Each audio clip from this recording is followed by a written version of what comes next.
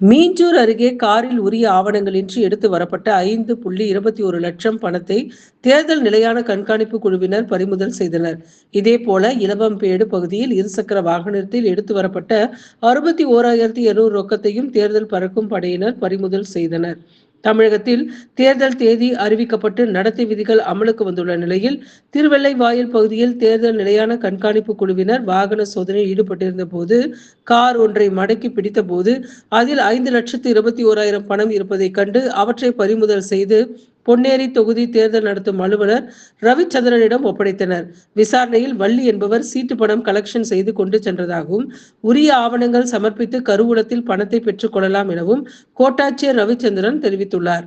இதேபோல இலவம்பேடு பகுதியில் மற்றொரு தேர்தல் நிலையான கண்காணிப்பு குழுவினர் வாகன சோதனையில் உரிய ஆவணங்கள் இன்றி நிதிஷ் என்பவர் இருசக்கர வாகனத்தில் எடுத்து வந்த 61,200 ரொக்கமும் பறிமுதல் செய்யப்பட்டது என்பது